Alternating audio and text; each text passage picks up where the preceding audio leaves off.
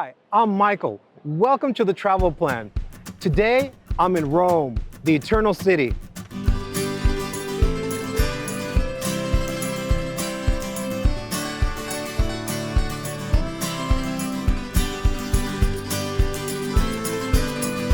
And on this video, we'll be visiting the beautiful St. Peter's Basilica. I'm here at Piazza Navona, a beautiful square in central Rome. And because of that central location, the best place to start our route. If all you want to do is see the Basilica of St. Peter's, it's a 20-minute walk from here. However, if you want to see an additional 5 sites, then why wouldn't you? We're in Rome, let's explore. Then I've organized a route that includes an additional 5 stops. They include Campo de Fiori, Via Giulia, Via del Governo Vecchio, Castel Sant'Angelo, the Vatican Museums, and we'll end at the Basilica of St. Peter's. Our first stop, Campo de Fiori, it's a little over 5 minutes from here, so let's get going.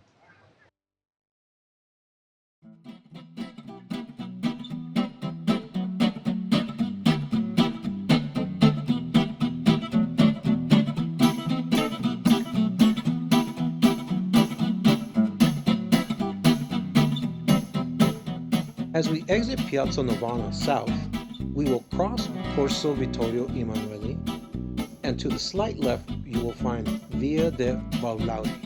Continue south along that street.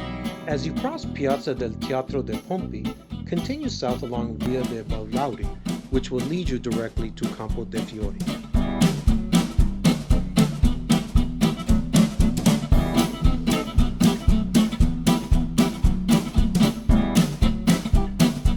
I'm here at Campo de Fiori, a great place to do some shopping.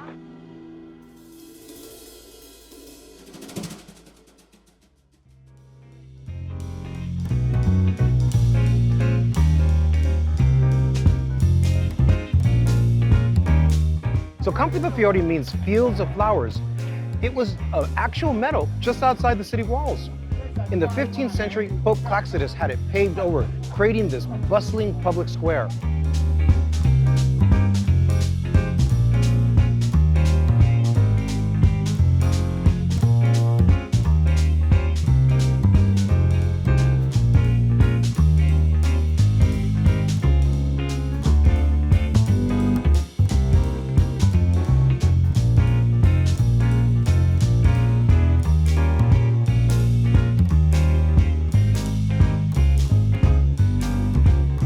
In 1600, Giordano Bruno, a Dominican friar turned philosopher, was executed here by the Roman Inquisition. His crime? Believing in things we take for granted today. An infinite universe, multiple planets, and an earth that rotates. His statue, that stands in the middle of the square, was designed by Ettore Ferrari in the 19th century. It was intentionally placed facing the Vatican as a symbolic act of defiance. Bruno stands there with his back to the crowd, eyes fixated on the Vatican, as to say, I'm still here. Campo de Fiori remained a public site of execution well into the 18th century. So where you see all these little stalls now was where the scaffolds once stood. Campo de Fiori is always open as it's a public square. The markets are typically open Monday through Saturday, 7 a.m. to 2 p.m. There is no fee to attend. The market is closed on Sundays. To get the most of the market atmosphere, visit in the morning. To get more of the restaurant nightlife, visit in the evenings.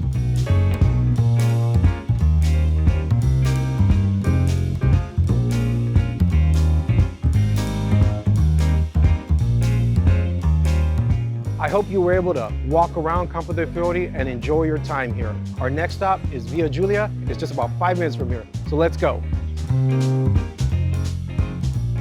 As you exit Campo de Fiori, head up Campo de Capellari.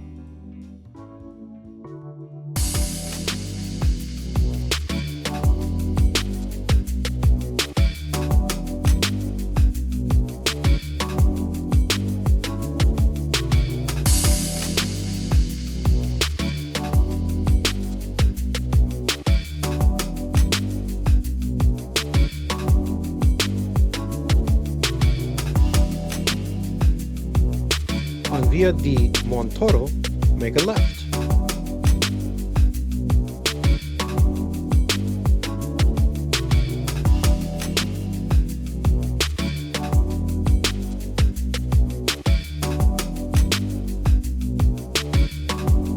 On Via de Monserrato, make a right.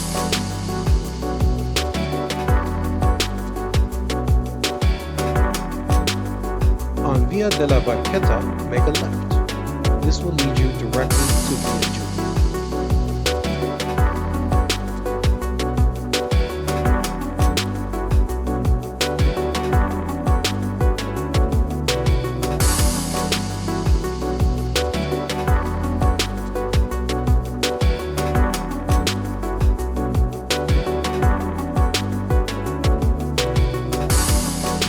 I'm here at Via Giulia. Via Giulia was commissioned by Pope Julius II, the same Pope who commissioned Michelangelo for the Sistine Chapel and Raphael for the Vatican roads. He wasn't just building roads, he was building a legacy. Via Giulia was part of a master plan to remake Rome into a modern papal capital. Via Giulia was laid out by Donato Bramante, one of the most highly regarded architects of the Renaissance age.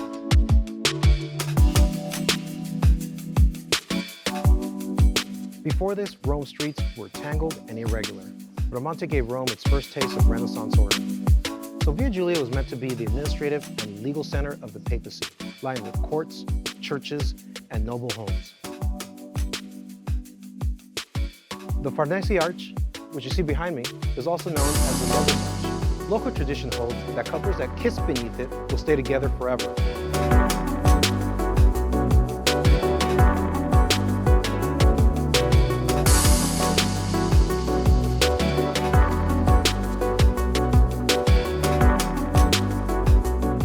Via Giulia is a public street and therefore open 24 hours a day, 7 days a week, and there is no fee to walk down the street.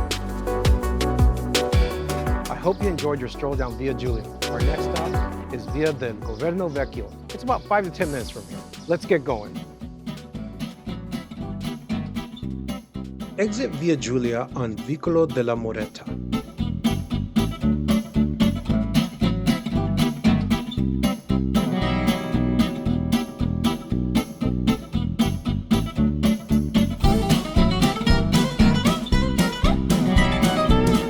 On Via del Pellegrino, make a right.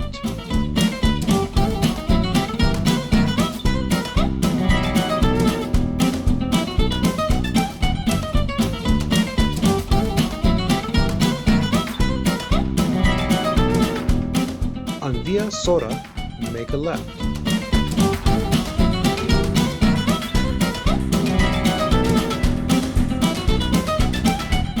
This will lead you directly to Via del Governo Vecchio.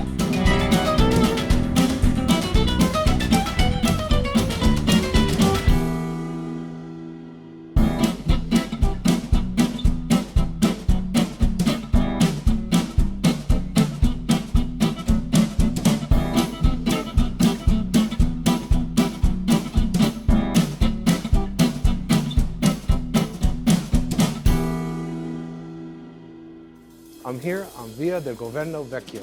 It's a charming street.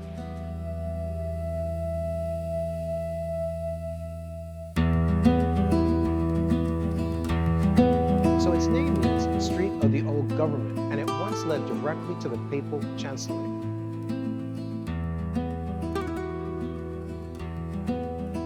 Its layout predates Renaissance planning, which is why it narrows and curves unpredictably, quite the opposite from Via Giulia. So the architecture on the street is a mixture of medieval and Renaissance, with some buildings still having sgraffito designs carved into its plaster. Via del Governo Vecchio is a public street and therefore open 24 hours a day, 7 days a week, with no cost to walk down the street. The shops and boutiques generally are open late morning to evening. I hope you enjoyed your walk down Via del Governo Vecchio. Our next stop, Castel Sant'Angelo. It's like 5-10 minutes from here. Let's get going. Continue down Via del Governo Vecchio until it becomes Via de' Banchi Nuovi.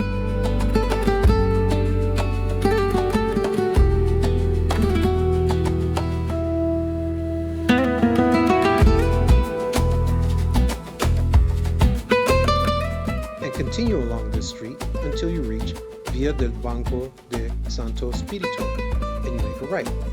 and you will cross over the River Tiber via the Ponte Sant'Angelo Bridge. As you walk across the Ponte Sant'Angelo Bridge, be sure to make time to admire all of the statues of the saints along the bridge. I'm here at Castel Sant'Angelo. It's a beautiful castle.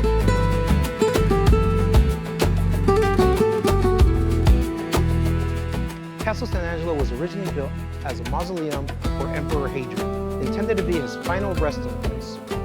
It was a bold statement of legacy, designed to not only hold Hadrian, but his entire dynasty, a tomb the size of a fortress.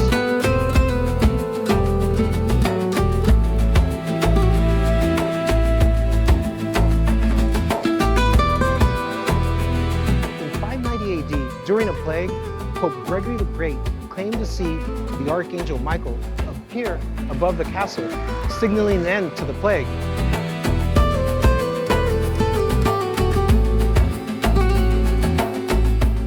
The vision was so powerful that people believed the plague ended at that moment. The sword was sheathed, Rome was spared.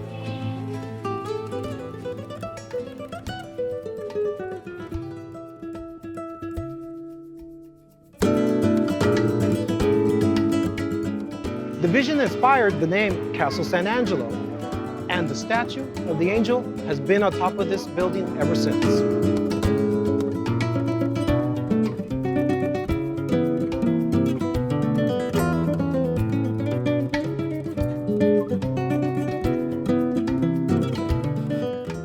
Over the centuries, the castle has been repurposed by popes as a refuge, fortress, and treasure, especially during times of war and rebellion. When the city was under siege, this was the Vatican's panic room, fortified, stocked, and ready for war. Castel Sant'Angelo is open Tuesday through Sunday, 9 a.m. to 7:30 p.m. The last entry is at 6:30 p.m. The cost is usually around 16 to 18 euros for adults, extra for skip the line or terrace tours. I hope you enjoyed Castel Sant'Angelo. Our next stop is the Vatican Museum. It's about 20 minutes from here, so let's get going.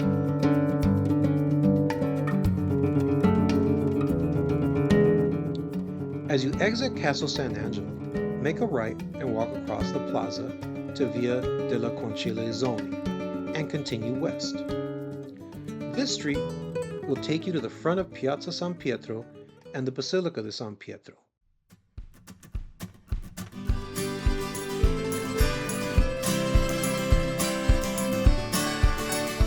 Be sure to take a moment and take photos and admire the view, but we will be back later.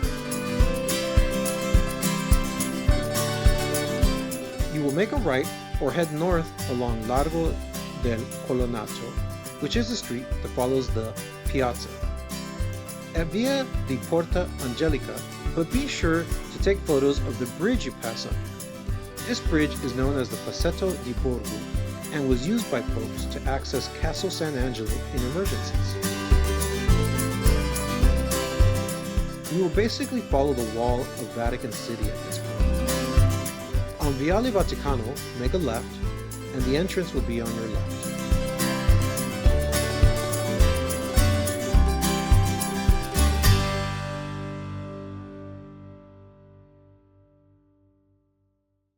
I'm here at the Vatican Museums.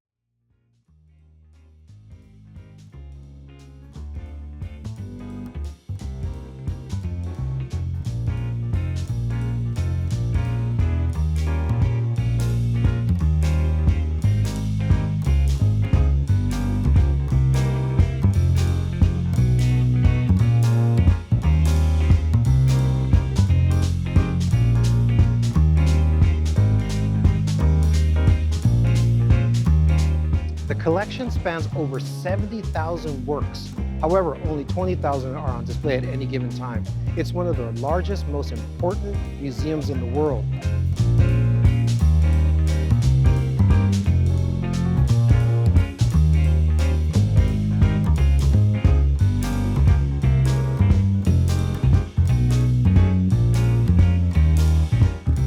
The museum spans over 7 kilometers of galleries, so pacing yourself is key, especially during the high season.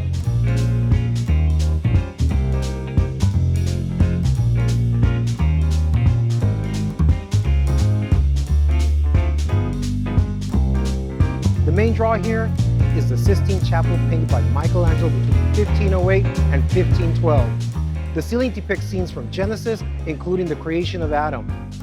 Michelangelo didn't want the job. He was a sculptor, not a painter. But what he wound up creating changed the world. The Vatican Museums are open Monday through Saturday, 8 a.m. to 8 p.m. Final entry is at 6 p.m. The cost is 20 euros for adults. Online reservation fee is extra, and guided tour costs more. The Vatican Museums are closed most Sundays, except for the last Sunday of the month, which is free to enter, but it's very crowded. The museums and St. Peter's Basilica operate separately. When you exit the museum, make a right on Viale Vaticano. On Via Leone IV, make a right. We will continue to follow the wall of Vatican City all the way.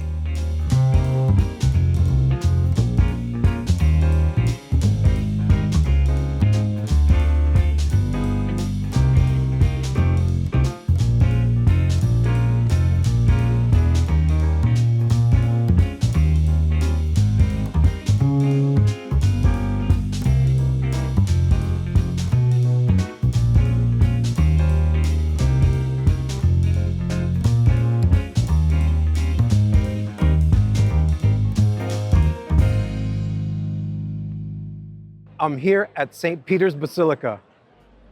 What a beautiful building.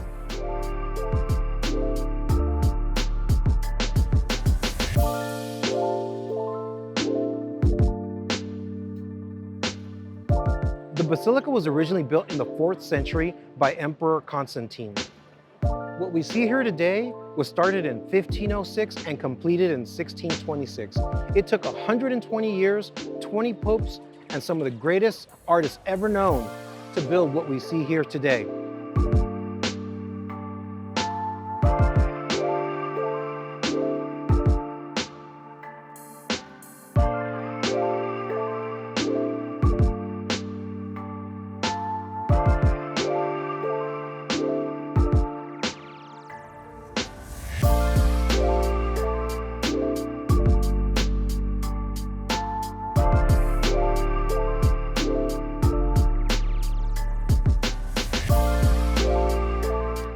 The dome was designed by Michelangelo, and it soars 136 feet from the floor, making it one of the largest in the world.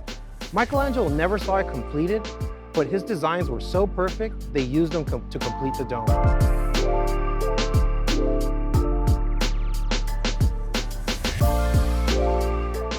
St. Peter's Basilica is open during the summer 7 a.m. to 6 p.m. and in the winter 7:30 a.m. to 5 p.m. The cost is free to enter the basilica, but the dome requires additional tickets that could be anywhere between 10 to 15 euros depending on the elevator. Access to the basilica can be restricted during papal events or ceremonies. The dome may close earlier than the basilica. A security screening is required, and a dress code will be enforced.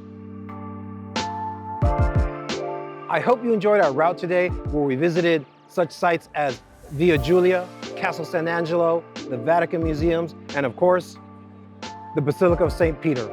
If you enjoyed the video, please like and subscribe. And as always, step by step, let's explore together. I'll see you in the next video. Bye.